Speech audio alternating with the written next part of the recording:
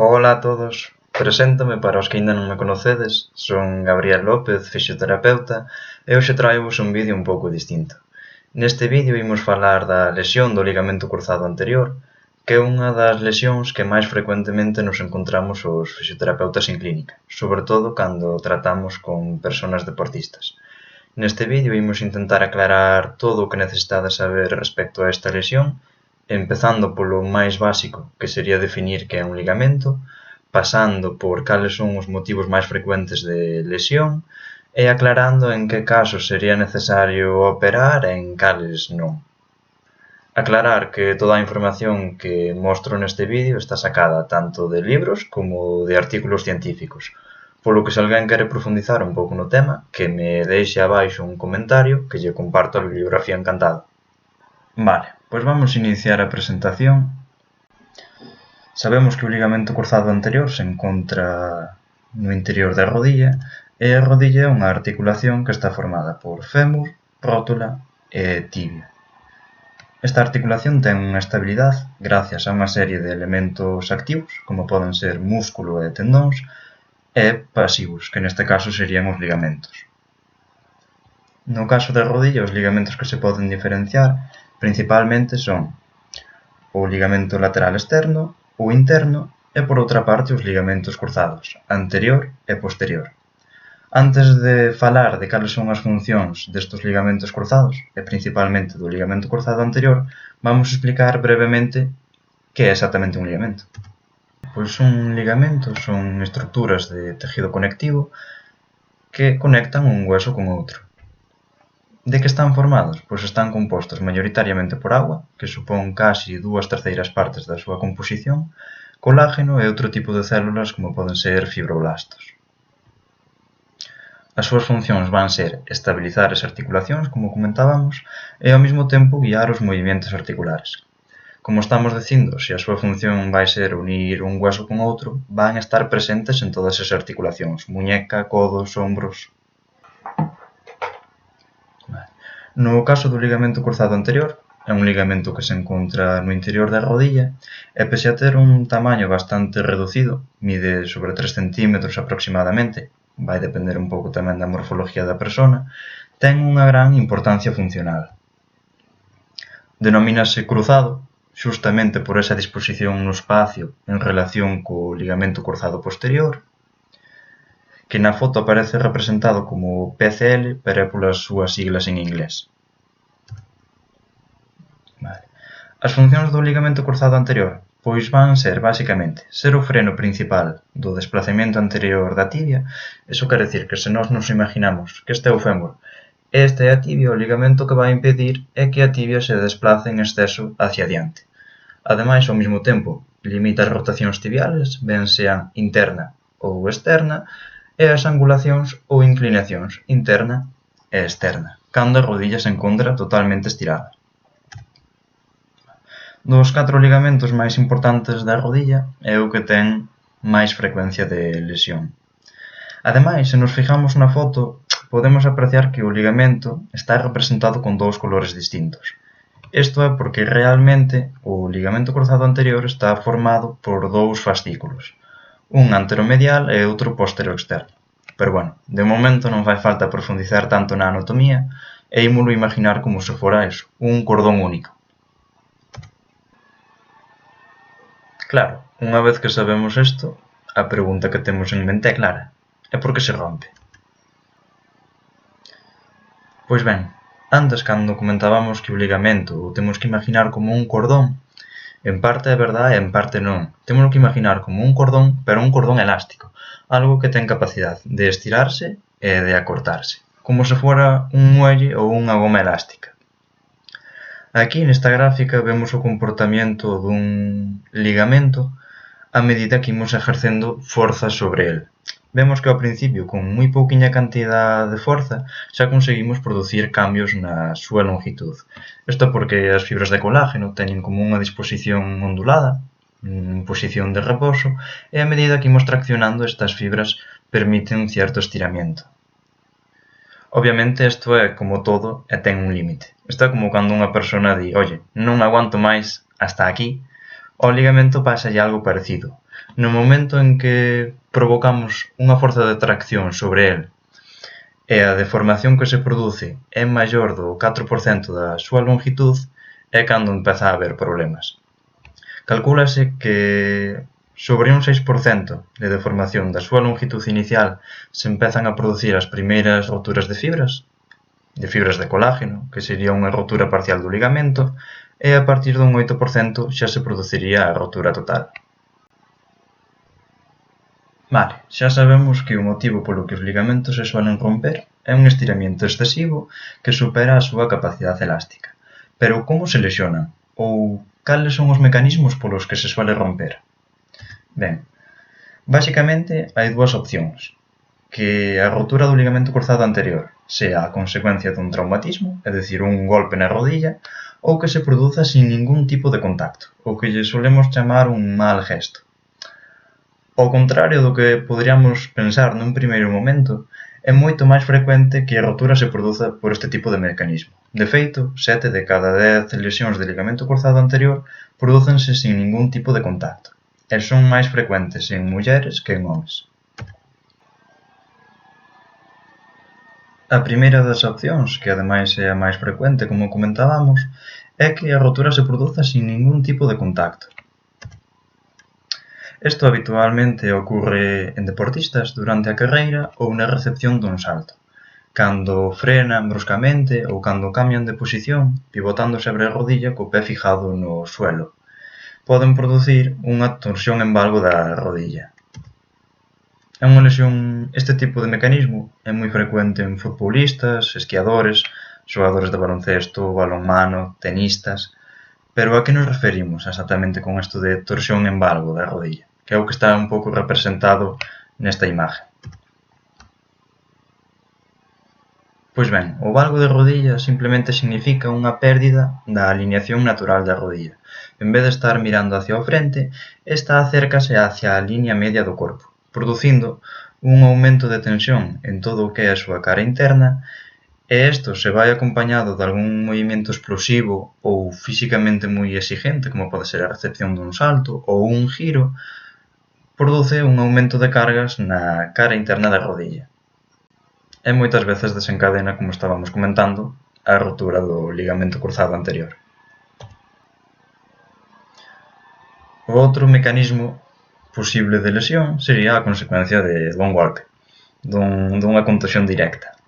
Neste caso vemos un xogador de rugby que leva un impacto na cara lateral da rodilla mentre o pé está apoiado no suelo. Como comentábamos, isto produce un aumento de tensión na cara interna e aquí, ademais de producirse a rotura do ligamento cruzado anterior, vai acompañada da rotura tamén do ligamento lateral interno, que é realmente frecuente que aconteza a lesión dos dous ligamentos ao mesmo tempo. Este tipo de mecanismo pois é máis frecuente en deportes de contacto, como pode ser o rugby ou o fútbol. Vale, poñémonos en situación, estivamos xogando ao fútbol, levamos un golpe ou fixamos un mal gesto e agora temos o presentimento de que puidemos romper o ligamento cruzado. Como podemos confirmar? Bueno, hai unha serie de síntomas que nos poden orientar. Se no momento de facer o gesto ou de levar o golpe escoitamos como un crojido, moitas veces o propio paciente en clínica coméntanos que no momento da lesión escoitou como un crack, que haxa xa unha cojera evidente ou que directamente sea imposible andar despois de levar o golpe, que a rodilla sea incapaz de estirarse, que quede como en posición flexionada, ademais de que apareza unha rápida inflamación, que suele ser outro dos signos característicos. Obviamente non nos podemos fiar solamente de que aparecen estes síntomas, polo que esta hipótesis diagnóstica deberíamos completala cunha correcta exploración. Existen unha serie de test ortopédicos que pode realizar o fisioterapeuta ou o médico traumatólogo ben para confirmar ou desmentir que haxa esta lesión. Nos casos nos que sea necesario, podemos complementalo con algunhas probas de imagen como pode ser a resonancia magnética. Como vemos aquí, é onde se evidencia a rotura do ligamento cruzado anterior. Sempre aclarando que estas pruebas non teñen unha fiabilidade, unha eficacia do 100%. Vámonos imaginar que o diagnóstico xa está confirmado e efectivamente hai unha rotura do ligamento cruzado anterior. Cando lle comunican isto ao paciente, a pregunta que se lle ven á cabeza é: "Agora que fago? Hai que operar? Sí ou sí?" Vou vos dar a resposta do gallego. Realmente é que depende. Unha cousa que temos que ter clara é que o objetivo do tratamento ben sea quirúrgico ou ben sea conservador, con conservador queremos decir fisioterapia, sempre vai ser a mesma, e vai ser evitar a inestabilidade articular que poida aparecer durante a práctica deportiva ou outras actividades físicas que realiza ese paciente. Que queremos decir con inestabilidade articular?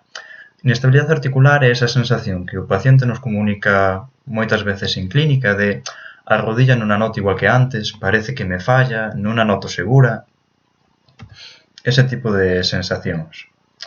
Temos que entender que as fibras do ligamento roto son incapaces de repararse por si solas. Non é que se facemos fisioterapia esas fibras regeneren, nin moito menos. Pero, sin embargo, dependendo das condicións de cada paciente, sí que se pode recomendar operar ou non. Ao final, que se elija unha forma de tratamento ou outro vai depender principalmente do grado de inestabilidade e de limitación funcional desa rodilla. Ao final non vai ser a mesma elección nunha persona que dali a un mes de romperse o ligamento cruzado anterior este en plenitud de facultades, que diga que apenas lle molesta, que poida facer vida normal sin ningún problema, que a rodilla teña a mobilidade completa, que noutra, por exemplo, que dali a 2 meses todavía presenta dolor, que nota limitación para facer as súas actividades da vida diaria, non vai ser a mesma elección. O mismo dependendo do grado de actividade física do paciente. Temos que entender que tampouco é o mismo que a rotura se produza nunha persona maior, que se cadra a súa maior actividade física diaria, pois é andar 1 hora ao día, que se cadra nunha persona nova, de 20 e tantos anos, deportista, que necesita que esa rodilla este ao 100% de facultades. Como vedes, a decisión de operar ou non vai depender de moitos factores. Claro, a estas alturas estarás pensando: pero entonces que me estás dicindo, Gabriel? Que a decisión de que me vayan a operar ou non depende de se teño 20 ou 50 anos, ou se deixa de doerme ou non me doe? Non exactamente, pero basicamente sí. De feito, non existen uns criterios plenamente aceptados por todos os cirujanos que digan en que casos é recomendable operar e en cales non, aínda que sí que hai unha serie de criterios orientativos nos que se suele recomendar cirurgía e noutros nos que non. E iso é o que vos vou enseñar a continuación. En que casos non sería recomendable operar, polo menos a primeiras de cambio? Pois en todas aquelas lesións que sean únicamente de ligamento cruzado anterior, é dicir, que vaia en ausencia de daño meniscal ou de outros ligamentos, xa que frecuentemente o ligamento cruzado anterior vai acompañado de lesión de menisco interno e de ligamento colateral medial, a famosa tríada. Que teña unha puntuación do 80% ou superior nas escalas de actividades da vida diaria, isto quere dicir que poida facer vida normal sin limitacións nin dolor, que non haxa máis dun episodio de fallo desde que ocorreu a lesión ata as pruebas, é dicir, que non teña esa sensación constante de que a rodilla se lle vai, de que lle falla, que non lle transmite seguridade, que haxa unha exposición mínima a actividades de alto riesgo, é dicir, pois que non practique deportes de contacto como poden ser fútbol, balonmano, rugby, todos os que comentábamos ao principio. Que o rango de mobilidade da rodilla este completo, que a poida estirar e flexionar sin limitación nin dolor, sempre comparando a que rodilla do lado contrario, e que teña unha forza de contracción do cuádriceps mínimo o 75% da rodilla contralateral, da que non está afectada. E ademais, que sea capaz de saltar sobre esa perna sin sufrir dolor. Se cumple todos estes criterios, nun primeiro momento estaría indicado facer tratamento conservador, é dicir, fisioterapia, e descartaríase a cirurxía. De todos modos, se nun futuro sí que aparecen manifestacións clínicas de inestabilidade, a decisión debería ser revocada e ese paciente, pois finalmente, debería ser intervenido da súa lesión de ligamento cruzado anterior. Como vedes, todo isto é un tema moi complexo, por eso o tema de decisión de se hai que operar ou non sempre debería ser consensuado entre o cirujano e o paciente e debería considerarse como unha opción a disminución de actividade física como opción de tratamento. Naqueles casos nos que o paciente non está moi motivado ou no que as súas manifestacións de dolor e de limitación pois sean baixas. Polo contrario, naqueles casos nos que a persona teña un estilo de vida moi activo, ben sea pola súa actividade laboral ou polas súas actividades deportivas, ou no que a lesión sí que vai asociado a descargos meniscales ou daños noutros ligamentos, nesos casos sí que se suele recomendar cirugía como primeira opción. Vamos nos poñer no caso de que finalmente sí que haxa que operar, aínda que cabe aclarar que no caso de que esa persona finalmente non fora intervenida, sí que sería conveniente que acudira a un fisioterapeuta para realizar unha rehabilitación orientada a fortalecer esa articulación.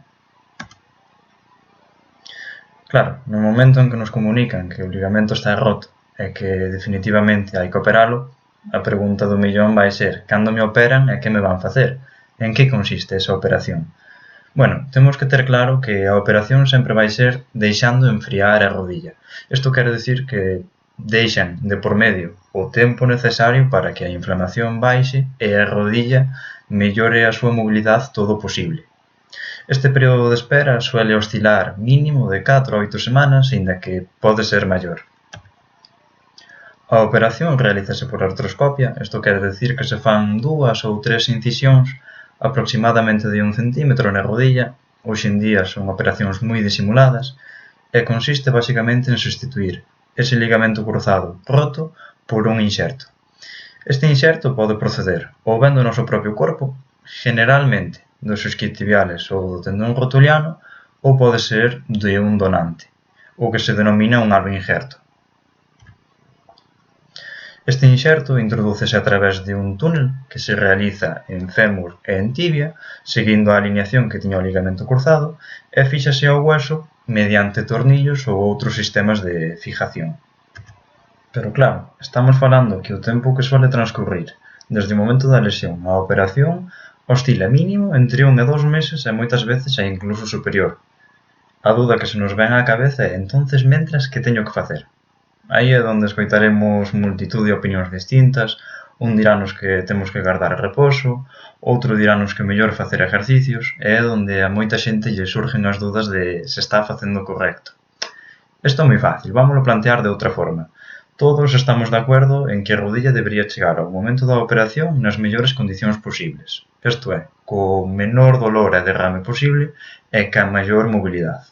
Vale, unha vez que sabemos isto, volvemos a plantearnos a pregunta: como conseguiremos isto? Mantendo o reposo absoluto ou manténdonos activos na medida do posible? A resposta está clara. Pero, como en todo, non todo vale, nin todos os exercicios nos poden resultar beneficiosos. Por iso é importante poñerse en mans dun fisioterapeuta para que neste período nos vai orientando de que facer e intentar chegar á operación nas mellores condicións posibles, xa que sabemos que se conseguimos eso, o proceso de recuperación vai ser moito máis rápido. De aí a importancia de realizar un tratamento preoperatorio adecuado, que é do que falaremos no seguinte vídeo. Pero claro, isto é como todo, a teoría é moi fácil, pero no momento en que unha persona se rompe o ligamento cruzado anterior e chega á clínica, a realidade que nos encontramos é moi distinta. Por unha parte, as limitacións físicas. Esa rodilla generalmente vai estar hinchada como un pote e, ademais, normalmente vai ir acompañada de dolor.